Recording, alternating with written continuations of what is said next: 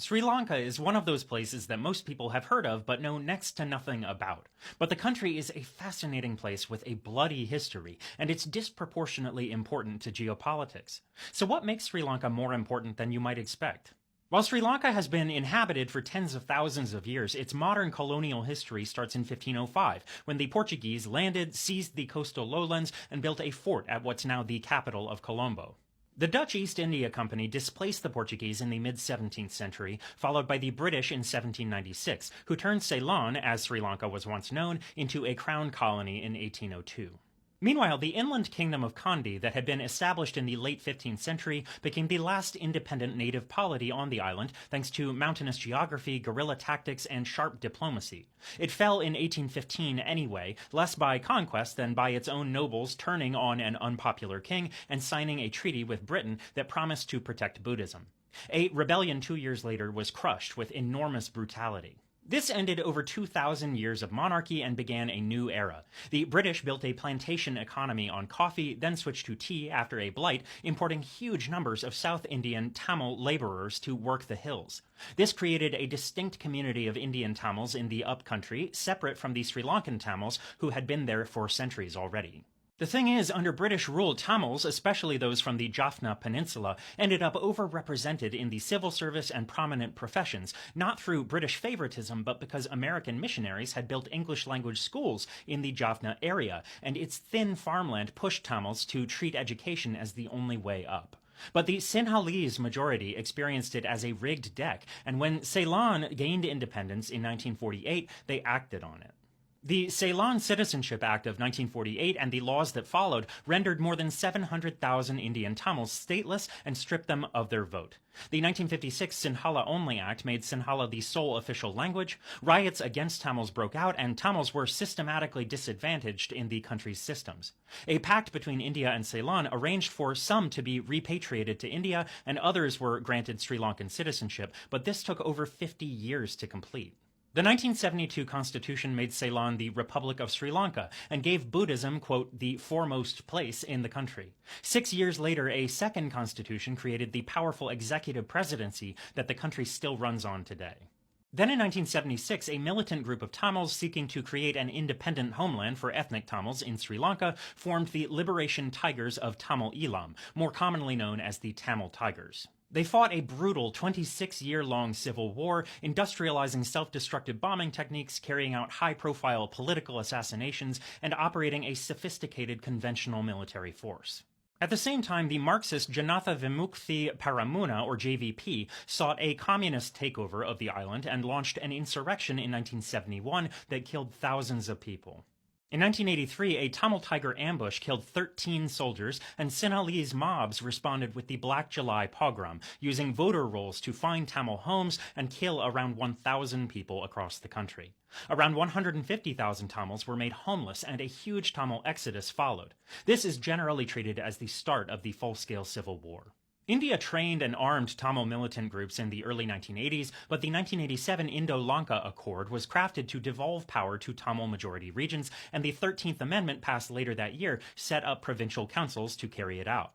The parties hoped that this would create peace, but it triggered violent backlash in Sri Lanka, deep resentment in India, and a bloody war between the Indian peacekeeping force and the Tamil Tigers. The Marxist JVP simultaneously started a second and much bloodier insurrection that killed tens of thousands, many at the hands of state-backed death squads. The group's leader, Rohana Wijewira, was killed in 1989, but this same JVP is a major political faction today.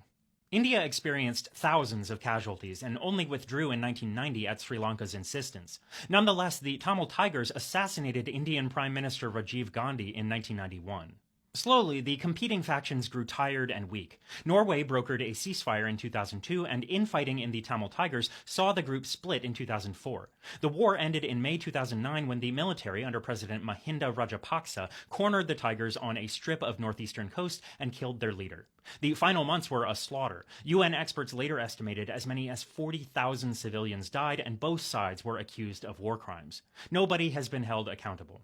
In that final stretch, China gave Sri Lanka diplomatic cover at the UN and, with Pakistan, supplied weapons and money, which sets the stage for today. This is all brutal history, and almost none of it was about shipping. But shipping is why nearly everyone else in the world cares. The strait between Sri Lanka and India is too shallow for ocean-going ships, so east-west traffic has to swing around the bottom of the island. That puts Sri Lanka within about 10 miles of the trunk route running from the Suez Canal to the Strait of Malacca, which makes it enormously valuable for transshipment.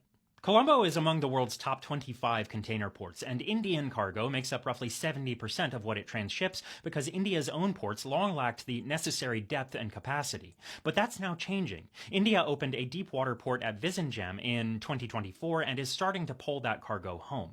The port of Trincomalee is also one of the best deep natural harbors in the world and was developed by the British Admiralty as a major naval base. The oil tank farm in China Bay is the largest in South Asia.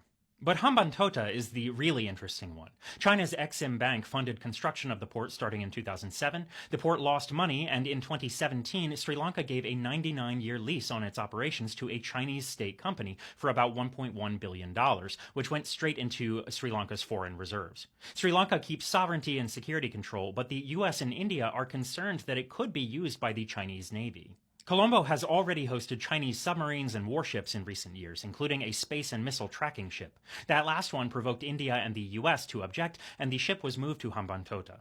Sri Lanka let it dock only after it agreed to keep its tracking system on and conduct no research in Sri Lankan waters. Sri Lanka has since barred foreign research vessels outright. India's attempts to counter Chinese influence have been bumpy. It struggled to get new wind and power transmission projects off the ground due to cost, but in 2025 it did sign its first ever defense pact with Sri Lanka. It's building a solar plant and a new container terminal, and it's making Trincomalee into an energy hub with a pipeline to the mainland in collaboration with the UAE. They've also floated the prospect of a land bridge between India and Sri Lanka. The trouble is, southern India contains millions of Tamils who are extremely wary of Sri Lanka thanks to its history. Indian domestic politics limits how closely the Indian government can be seen to embrace Sri Lanka in general. But Sri Lanka needs economic help from someone, whether it's China, the US, or India. Most recently, its deep tax cuts in 2019 gutted revenue. The same year, Easter Sunday bombings by a local Islamist group killed over 250 people, gutted tourism, and set off a wave of violence against Sri Lanka's Muslims, who are about a tenth of the country. COVID collapsed tourism and remittances. Then in April 2021, a ban on imports of chemical fertilizer and pesticides to save foreign exchange rates and help the environment cut rice output by 20 to 40% and tea yields by 16 to 27%. The country lost hundreds of millions of dollars, and though the fertilizer ban was reversed eventually, the damage was done. Meanwhile, global terms of trade shifted dramatically in 2022 thanks to the war in Ukraine, and Sri Lanka's usable currency reserves fell to under $50 million. Inflation and food prices skyrocketed, and in April 2022, Sri Lanka defaulted on its foreign debt for the first time in its history.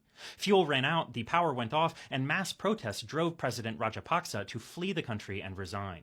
You might have heard that Chinese loans sank Sri Lanka, but the truth is that most of Sri Lanka's foreign debt was ordinary sovereign bonds held by Western investors. Sri Lanka mostly bankrupted itself. The IMF approved a roughly $3 billion loan program in 2023 conditioned on real steps to fix the country's finances and fight corruption, and unlocking it required assurances from bilateral creditors. India was actually the first to step up, followed by Japan and the Paris Club, with China negotiating separately. But in 2024, a political earthquake changed everything. A coalition led by the Marxist JVP I mentioned won the presidency. Anura Kumara Dissanayake, or AKD for short, took power and immediately dissolved the parliament. His coalition, the NPP, won a supermajority with surprising support from the Tamil North and East. The JVP had historically tried to overthrow the state 2 times before and historically held Sinhala nationalist, anti-Indian, anti-devolution positions, but it now governs with a 2/3 majority. It's taken a softer stance on all of those issues, but it's still not yet fully clear how this will change Sri Lanka going forward.